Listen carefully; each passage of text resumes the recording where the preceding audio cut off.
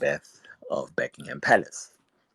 And so, with that, before you physically strip naked, the way you are treated, they call you like a boy. The whole day you are castrated spiritually, mentally. The white man is castrating you because you, even if you look at him, you think I can beat his ass up, but you're not even gonna think about it because um, you know you're gonna lose your job, and then well, how you gonna feed your children? So that's where you see that physical strength then does not really fulfill the whole role of masculinity, as in the case of Samson. Because a man who's physically less stronger than you, if he feeds you, it is a source of your sustenance, then he can strip you of your manhood. He can treat you however. So at the end of the shift, you are stripped naked and searched. You got your hands up and you are naked, butt naked, and you're a father. You go back home. You have a wife that respects you and children that call you father, right? And that obviously does something to you. You're not gonna walk out feeling like, uh, yeah, as a man, I went out and did my thing. You're gonna feel violated, and so that violation, you feel your manhood, really, your masculinity robbed of your masculinity, and then you get home, a little something that you don't like in the house. Perhaps your wife didn't put enough tomatoes in the stew, whatever. And then you take it out on her, then you beat her up. But that comes from you having been stripped of your masculinity. So people don't actually see that whole psychology. So they say there's toxic masculinity. Yeah, this macho stuff is toxic. And then they wanna say, no, men should cry. The reason there's so much suicide is because men don't cry. That's another myth I actually need to bust. That is not the reason. You know, Um, the reason there is a high rate of suicide is because men have been stripped of that masculinity. Black men have been stripped of that masculinity, and they no longer have the fortitude to stand and have the world on their shoulders and stand as men. So that is what leads to this whole suicide and stuff. And obviously, men who don't understand the stuff, they'll listen to these feminists and say, "No, it's okay, you must cry." But show me any man who has been who has taken their advice and has a woman respecting him. Because then also I don't really want to dwell on the concept of crying. We've seen Will Smith crying, and Jada doesn't even we know that Jada doesn't all women don't respect him. There's comments, women, they respect him as Will Smith the actor and his career. He's done great things. It's very respectable for that.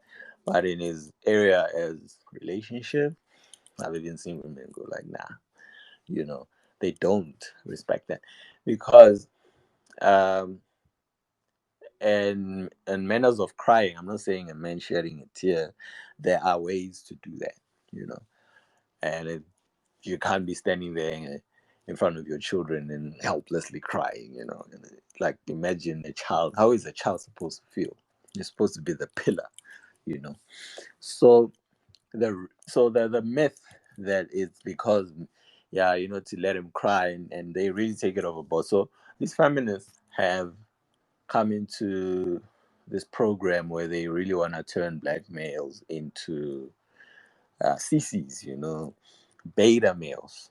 At the same time, any man that takes advice from a woman, the woman that gives you advice in relationships is not going to date you. If anybody actually wants to prove me wrong, they must tell me a woman that advised them and they used that advice on her and got her. Because after you do that, she's like, no, honey, not me, just go find a girl and do that. So um, that is where uh, the whole thing of a man erupting into uncontrolled violence, you know, Because violence, there's nothing wrong with being angry, but do you stay in control? You don't now start breaking windows and stuff, unless that is part of the strategy, breaking an enemy's windows, whatever.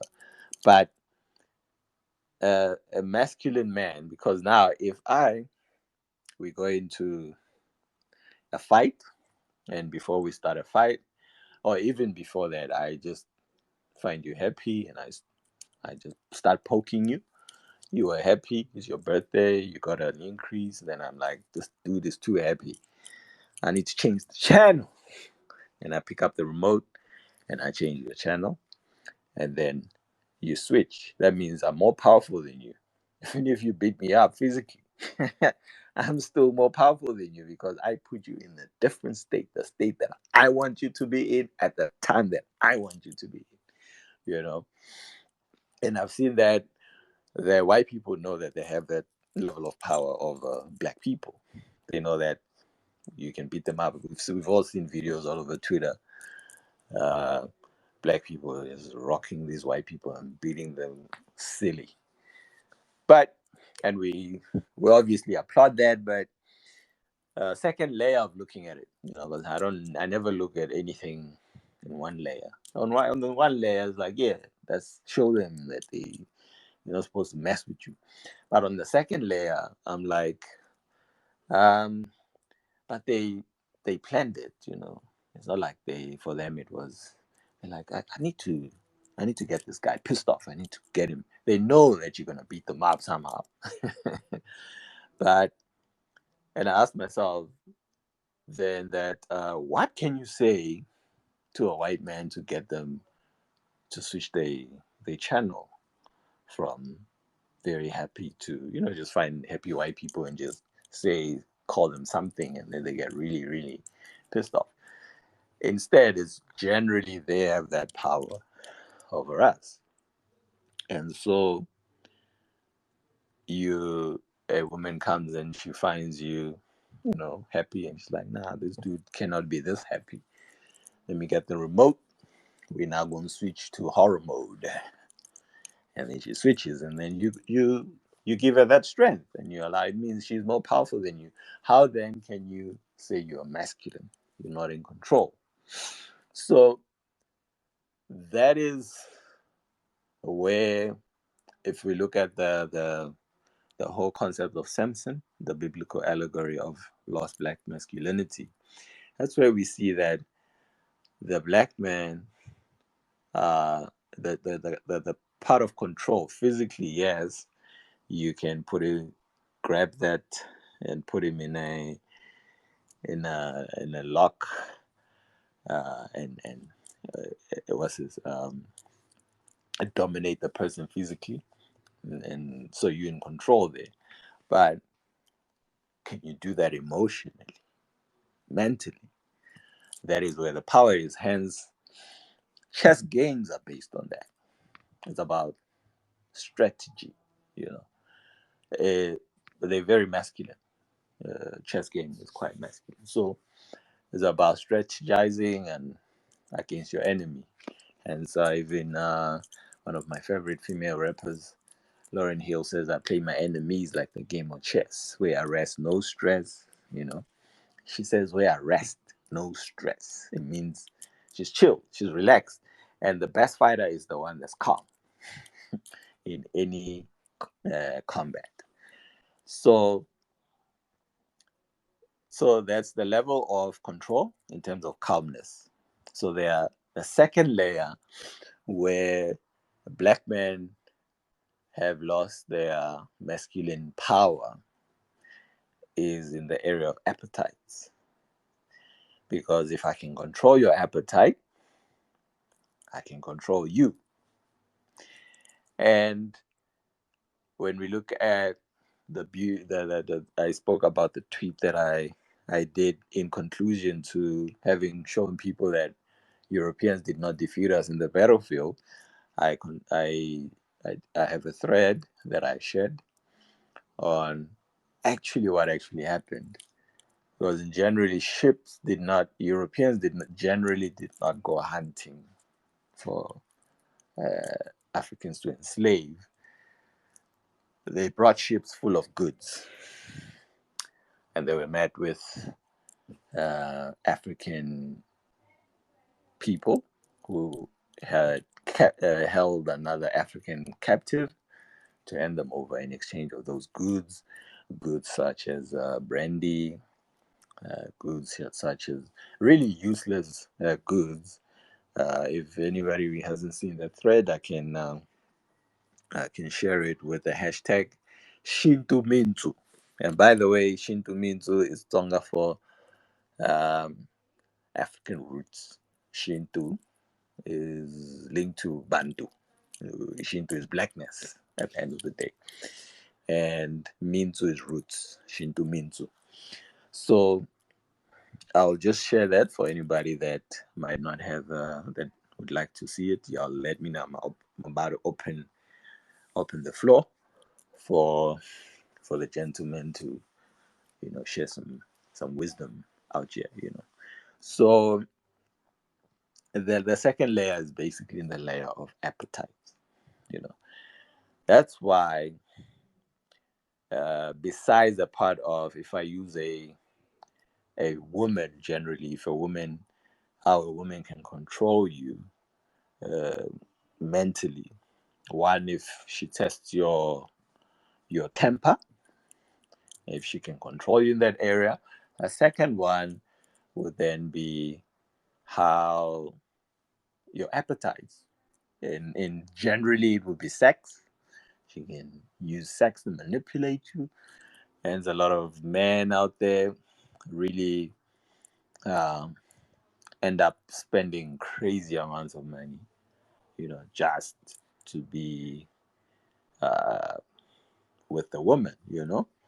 And in my circle of friends, men that really would go all out to just spend money just to lay down with a woman, we call them, beta males. They're feminine. An alpha male uh, does not has an abundance mentality. You do not put because you are guided by your values and your personal culture. As a human, as a man, you need to have your own values and principles. And so if she requires you to do anything that falls outside of your values and principles, that is when you have lost control of self. Control, I must emphasize, control is of self. That's what masculinity is. And so if you are in control of self and she says, oh, well, you want to take me out? Um, well, you better pay my rent this month.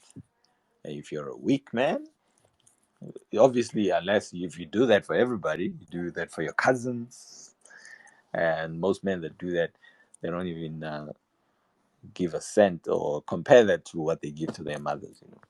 So, in general, these many of these African men that we've seen videos of guys spending in one day over, like, you see a whole bill of 100K just on drinks with honeys sitting around.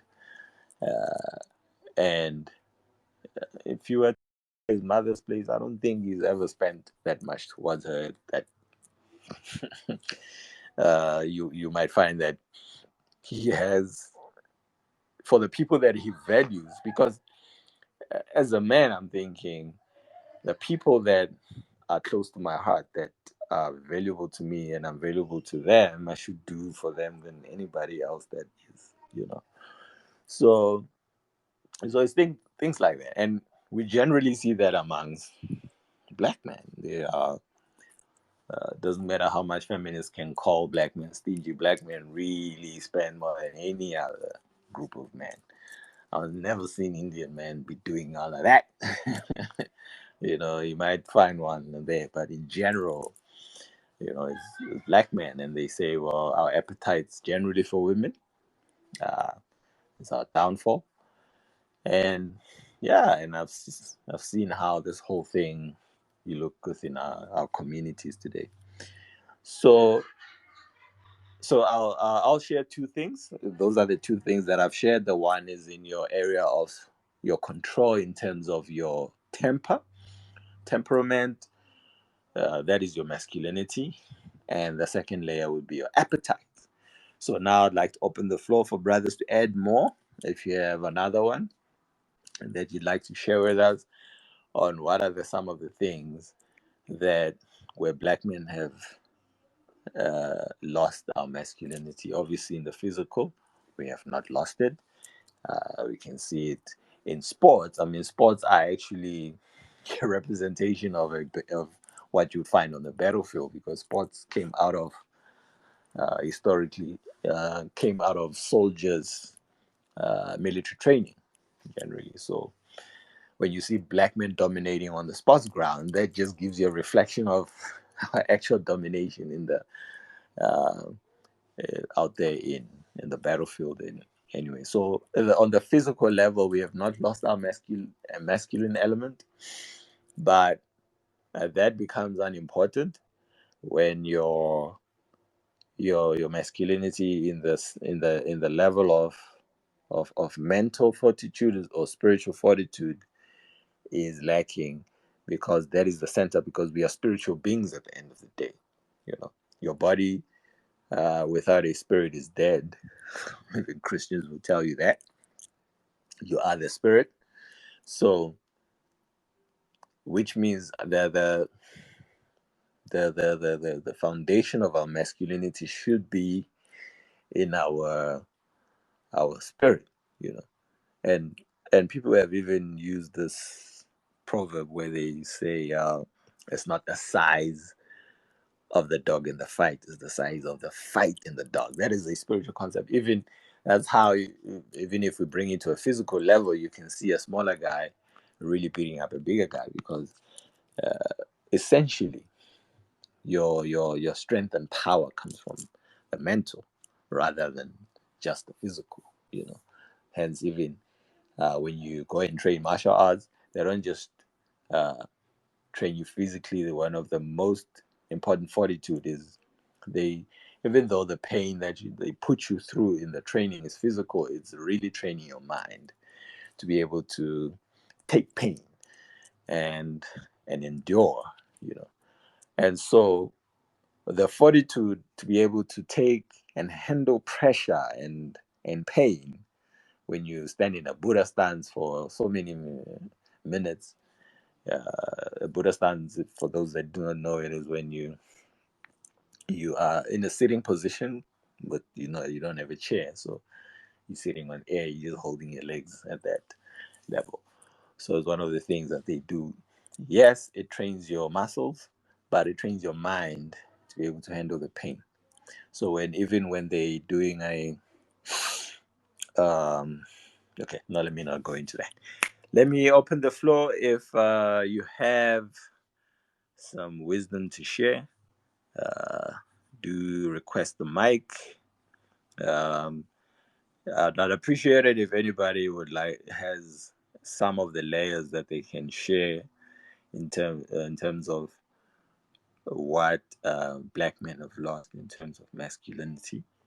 As I've shared the first one for those who might not have been here, uh, in terms of um, mental fortitude, the first being temperament, you know, because if you, violent men or men who are violent towards people that are supposed to be quote unquote weaker, or the people they're supposed to protect, is because they do it out of weakness, because they're void of the masculinity. They're trying to fill that up by trying to feel stronger by attacking someone that they're supposed to protect.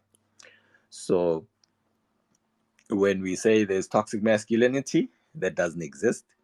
Men that are abusive towards women physically and otherwise are void of masculinity. They are very feminine. So they throw tantrums. There's nothing wrong with femininity is beautiful in women. A man is supposed to be masculine. Masculinity is a beautiful concept in men when a woman becomes too masculine, because as men and women we actually have a delicate balance of the two.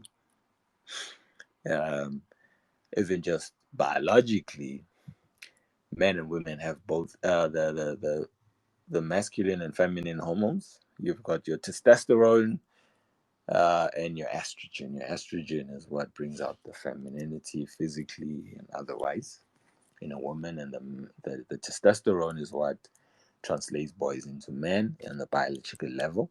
It brings in that strength, physical strength, that aggression, and so on and so on. Now, um, we have a delicate balance. Women have testosterone naturally, but it's at a lower level, and estrogen at a much higher level. And in men, the testosterone at a much higher level, and the estrogen in us men at a much lower level. Now, where you have toxicity is when you have something that is not balanced out of nature. A man that has an excessive estrogen uh, is toxic. That is, it means your hormones are no longer, they are toxins now in your body. So you become more feminine. So, so yeah. Anybody that wants to come in, you can request the mic and just share. If you do have other elements, or you just want to share whatever wisdom in relation to our story of Samson today, uh, the biblical allegory of lost black masculinity. Because if we are going to have a safer African community wherever we are, we need the men to be masculine. Masculine men don't go around attacking women. Just like, um, I'm just trying to think of a fighter now. Any famous trained fighter doesn't go around doing bar fights or fighting people in the streets. He'll walk away from a foolish man because he knows what he's capable of doing. It's when you are insecure about your what you can do, when you are insecure about your masculinity, that's when you become dangerous as a man because you're void of that masculinity. So your insecurity requires then you to want to prove that you are masculine by attacking a woman.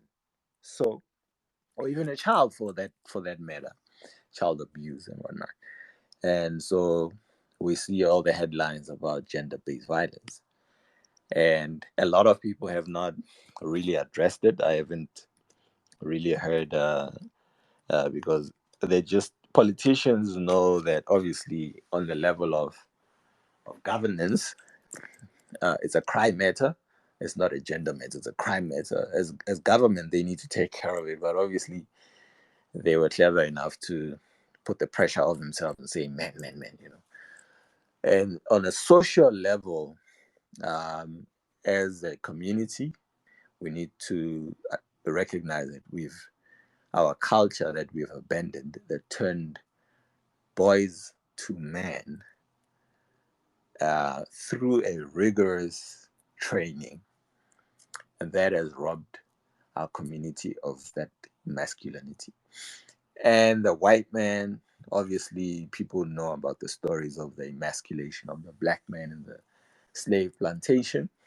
All of that was to put the black community in danger because really what uh, the when I say the European powers, we are not talking about your ordinary European. We're talking about the secret societies. These that people call Illuminati, the rulers of this modern Western world.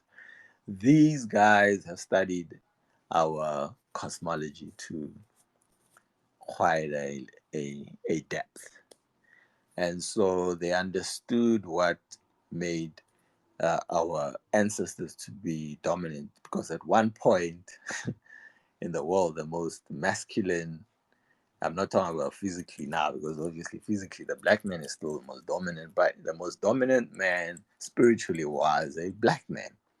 And because of that, the black woman was worshipped throughout Asia and Europe. And in the previous in the because where any in any group where the masculinity is at a high level, the women are are the safest, the most protected. You know, you don't get people from other nations thinking they can just come in and do whatever they want. Like today, it's turned the other way around. The Greeks worshipped a black woman. The Romans worshipped the black. That's where you get the Black Madonna and Child. It came from a sect who was worshipped throughout the world of Asia. The Greeks named their stars after black women, and none of them after Greek women or white women. And the reason for that is um, black men were at their highest level of masculinity. So masculinity is a beautiful thing. And why we need to really emphasize that is the feminist movement, as people that actually understand it, is never really about, because even those that say, oh, this is the history of feminism, it's not what it used to be. But even when you look at the history, as I said in the previous space, white women excluded black women in the movement. In fact, they approached black men to be their allies, only to use them while excluding the black women. When I gave the example last time with them approaching Frederick Douglass to get them to form alliance to fight her man for her right to vote. And it's not a long time ago, it's just over 100 years, it's not that long ago. So now, and we have so many female scholars. In fact, in all the scholarly world, I've never found any work of a woman that is feminist. There are so many great works where African women have demonstrated that this is an infiltration. It's never their fight, because today, whatever the black woman is going through has nothing to do with gender. It is to do with the system of so-called white supremacy, uh, properly called white fragility. And one of the books I would like to recommend for those who would like to look at scholars that really deal with this subject of feminism. There is a scholar out of Nigeria, uh, a queen called Oyeronke Oyewumi. I believe that's, yeah. And I have three of her texts. One of them is African Women and Feminism, reflecting on the politics. I think I want to read a synopsis from just one of them, not all of them. The other one is The Invention of Women Making an African Sense of Western Gender Discourses.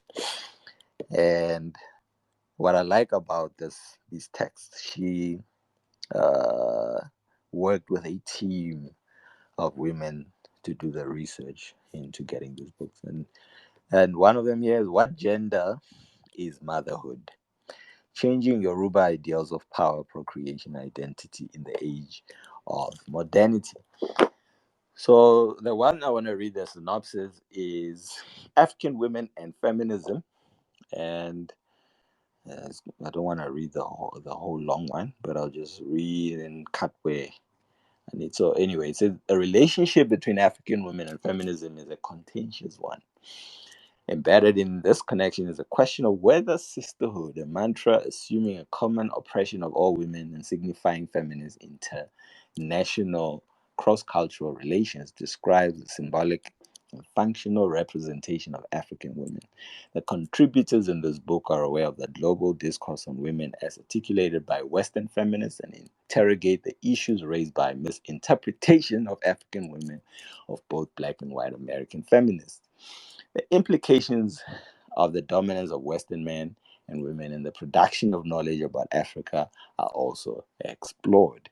This is one of the first collections written by African women who were born and raised in Africa and are now teaching in the United States.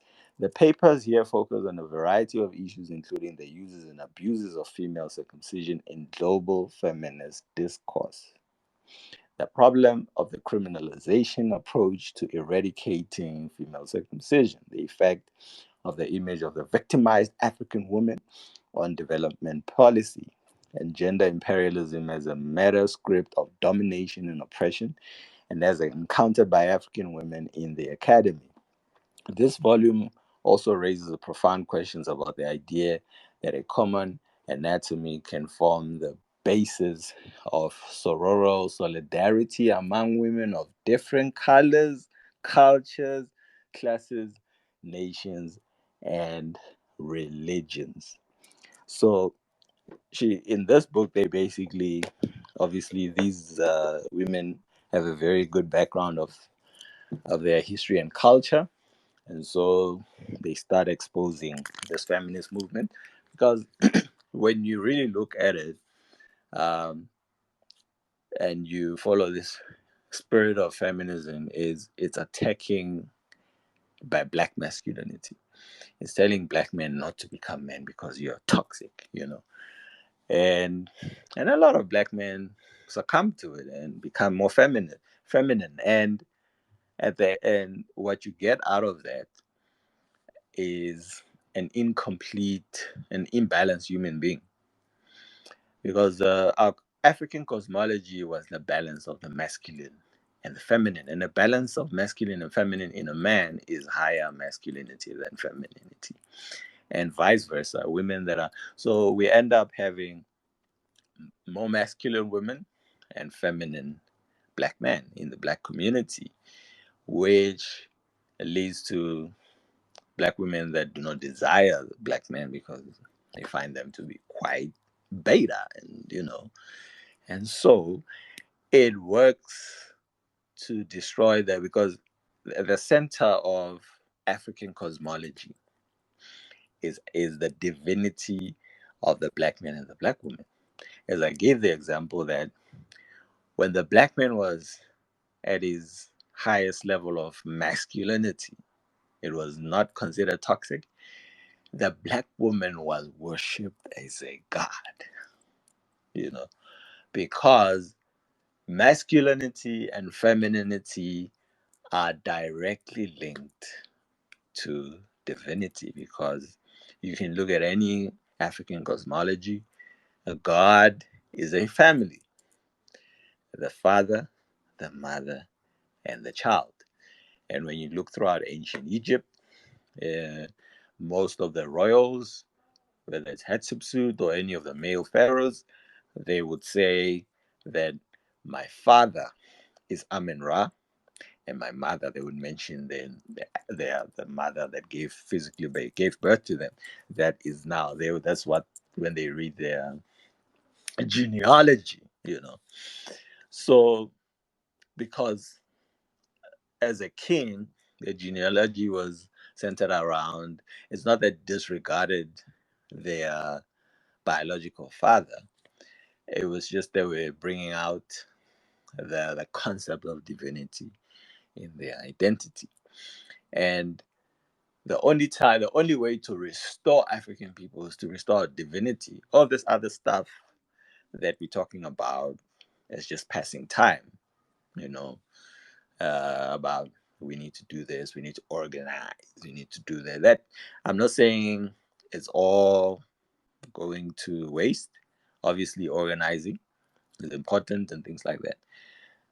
But at the center of everything that we do, our focus should be the restoration of the divinity of the black man and the black woman.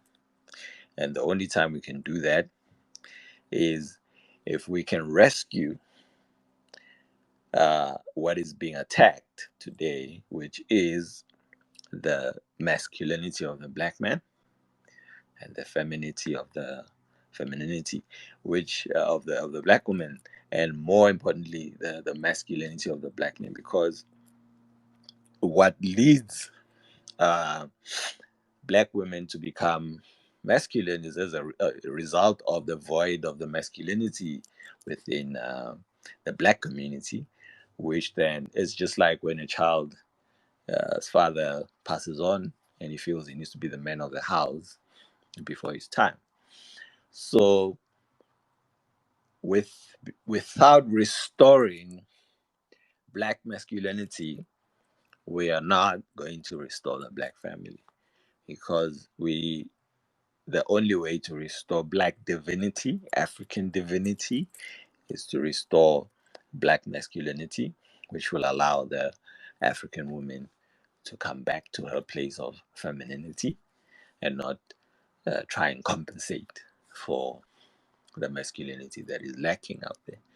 So, and unfortunately, the feminist fight is similar to the story of the wolf, that in certain countries where the wolf ate the livestock of the people, so they would hunt the wolf and put a blade in the ice, so for the wolf to, and they would put blood on the blade, so they would have the blade protruding out of the ice, and they would put blood on the blade, and the wolf would come and they'll smell the blood and thinking it's food to eat, and come and lick the blade.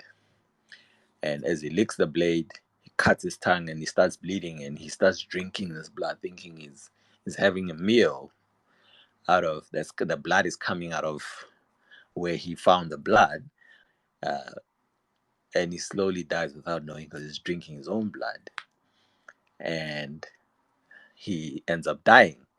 So that is how feminism works, because uh, in the people that think they are feminists, thinking they are uplifting black women, or the black woman, they are uplifting her out of the oppression of the black man. They produce, because at the end of the day, a lot of what feminists do then are told that you don't need a man. Basically, they're saying they don't need a black man, and they're not saying they don't need a man, because they still need a white man to give them a paycheck and and protect them. When their black man slaps them, they can run to the white. So they know they need the white man, you know. Essentially, that they do know. So when they say I don't need a man, when you actually read between the lines, it's saying I don't need a black man, because uh, if a feminine man slaps them, they know they run to the system. They run to the white man. They know the white man is. They need him. They need him to uh, give them the job so they can raise the children alone, as they say. When they basically say, I don't need a man, I can make my own paper. How do they make their own paper? The white man employs them and then pays them, and then they can raise the children alone and say, I don't need a man who pays them. The man. So it's not that they don't. They're not saying I don't need a males. They're saying I don't need a black man. So in that sense, when they now raise boys alone, these boys become feminine, and they grow up void of masculinity, and they become that very danger to women, because they become violent. Excuse me. To women, they become, all the feminine elements that you find. I mean, women basically will tell you, a lot of women, that they don't like hanging out with other women. Women compete, they toxic, and they, bitchy and all this stuff. So the guy becomes like that, a man, and he no longer becomes the center, you know. So yeah, I do not see any requests. Microphone going once. Yeah, so going once if anybody wants to say something. Otherwise, we're about to end the session. And that's my take. Samson, the biblical allegory of lost black masculinity. We have a Samson. Most black men today walk around as Samsons. They are physically strong. They can take down the white man. But the white man knows how to manipulate them mentally, emotionally, so they can get themselves into a trap. They can throw you into a trap, just provoke you, and then you find yourself in trouble. So yeah, or lead you to a trap. So uh, that's what we have today. Uh, Many Samsons, as the story in the Bible, and also the appetite that Samson had for the beauty of the Philistines, which was Delilah. And many of us black men out here, really, if the white man, you tell him, okay, pack up, leave Africa, take everything that you have. a lot of our black men would have withdrawal symptoms because the black man would leave with his Hennessy and Heineken and Amstel Lager, Windhoek Draft, whatever black men in your area love to drink, Remy Martin, you know, uh, they would have withdrawal symptoms, because we many of us have become addicted to what the system produces, so they control our appetites. So doesn't matter what you do, um, as long as you have not dealt with that. Because in the thread that I shared about what is that? What Africans got for their slaves as a title based on the journal. All you find there are useless items that were used to sell brothers and sisters across to be taken across the ocean, never to return.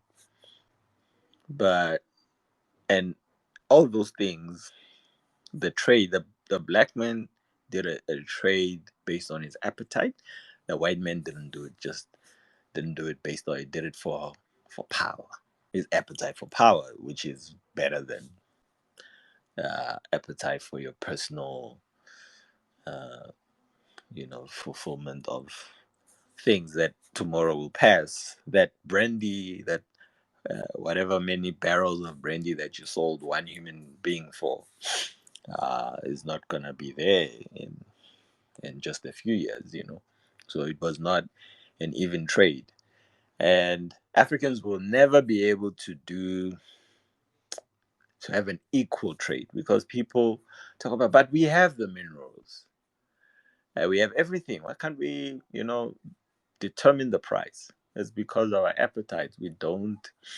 Your appetite, the how you're able to control your appetite determines the power you have in even just negotiations. I mean, the story of Jacob and Esau is a great example of that, where obviously in the Bible they show that Esau being is weaker due to him being controlled by his appetite. He was hungry.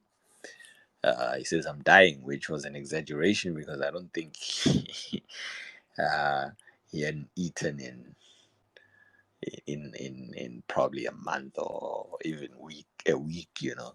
I'm sure the guy just really really felt hungry to a point he sold his birthright.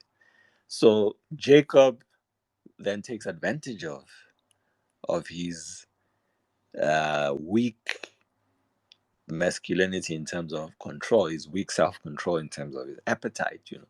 It means the guy could never fast. That's why um, in our ancient African spirituality, the priesthood had to undergo, because suffering as part of rites of passage. Obviously, uh, hence women would not be allowed to see their sons in a rites of passage, because if they were to see their sons, it was part of how they would cut the foreskin. It was not just removing the foreskin to try and not. They intentionally wanted to put as much harm as possible in terms of pain and require you not to scream like a little girl. And obviously, when feminists hear that, they say it's toxic, but those are what that's what built fortitude, so that a man who has gone through such level of training, the general hardships of life out there are not going to make uh, him, break under pressure. They're not. You know, that is the purpose of raising children. People that do not train, because the Bible does not. Uh, I'm using a disclaimer why I'm using the Bible as an example. Our allegory comes from the Bible. The Bible is a useful tool when one understands that it's not a historical book, and it's also full of bigotry against our cosmologies as Africans. But I'm not saying all of it, because part of the Habiru people that wrote the Bible. They lived in Kemet, and many of them may have been Africans, you know. So, but it's obviously out of jealousy, it's full of bigotry against what we embrace as Pan Africanists, which is our matrilineal kingdoms, your Kush, your Kemet.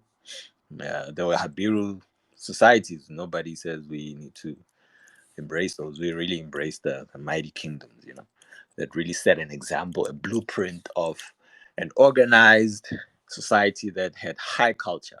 Hence, we speak of high culture. There wasn't high culture throughout Africa, but high culture was born in Africa, and it dominated the bigger part of Africa, you know. So that's what we need to understand. So, um, that being said, uh, oh yeah, so the concept of Esau and Jacob. So Jacob then, Esau then says, "What am I going to do with this birthright? I'm hungry, you know," and he sells it to him. And when you look at that, that is exactly the void, the masculine void that you find in African men. And suffering was a part of rites of passage. That's why people go through the military, they go through planned suffering, so that to prepare you, because the real world is not soft. So why would you raise your children soft? You're preparing them uh, for defeat. You know, if you don't intentionally, some of us, I mean, many young parents today would think this is toxic. Our parents, we grew up. Some of us were born in rural areas where they cooked with fire. You know, those were beautiful days, you know, sitting around the fire in the evening, listening to grandma stories about the lion and the jackal and the rabbit. Those were beautiful days that are gone forever. um, because children in those environments would easily walk into let's say, a toddler was left unattended for, they can quickly crawl into the fire and you might find a child set on fire and all burnt alive, you know. So what they did to prevent that, they would take you as a child and force you and put a finger on the fire. You'd scream and they would not care. They would come and they would put it on. Obviously, they're not going to burn your whole finger, but they need to put it on the fire so you can feel the burning. This thing burns. And after you go through that rite of passage as a toddler, it is a rite of passage because you go through a certain prepared suffering. It's almost like inoculation or vaccination, which was invented in Africa. They they put inoculation. The concept is they would put a certain fragment of the disease in the body so that your body could quickly build up immunization or defense against that disease. So when you look at that concept, that's how rite of passage was all about. It was about putting you through um, planned suffering so that it prepares you for the suffering that is out there that ain't nobody gonna take away. Your mama and your daddy ain't never gonna take away. It's out there for you to face. So it's either they prepare you for it or they leave you to go and face it and fold under pressure and become depressed or commit suicide, like they say. So it's got nothing to do with, oh, men need to start crying, crying like women. Nah, it's not about that, you know. So even the rites of passage, it teaches a man how to deal with his emotions. It's not masculinity is not about bottling things up, as feminists like to say, because they have opinions about what they don't know. Masculinity. What do they know about masculinity? Men understand masculinity. That's why, in the African setting, the people that took boys through the rites of passage were men and not women. It's not a sexist thing. It's just that men make better men than anybody else. And women, likewise. Obviously, women went through their own rites of passage. So, in terms of training to become a woman, a leader as a woman in society. So, generally, rites of passage is just a part of life throughout the African community. So, And because we have abandoned our culture, a lot of that has been integration has made us feel like, oh, uh, suffering is no longer important. It's like someone asked why many black families cannot hold wealth over generations or for generations. You find this black tycoon, and then their children become crackheads and squander all the money. And there's a simple reason: there's no rites of passage. The children of rich Europeans or people that run this world, they don't go through a soft life. They go through a rite of passage. They train them, and the training is not lekker. It's not enjoyable. It's not fun. It's painful. Any form of training is painful, whether it's physical training, push-ups. If you've never done push-ups and you do push-ups for the first time, there's some pain. So pain is our friend, but feminists like to act like it's toxic. And obviously, when they start raising their boys through uh, alone, when they see them go through pain, they cannot handle it. So they want to protect them from the training instead of protecting them against the pain that's out there by giving them the pain as a form of vaccination or inoculation. Um, in training or physical training, they call it conditioning. You condition when you punch a wall with your fists, and when someone in whatever is martial arts, they eventually break a wooden plank.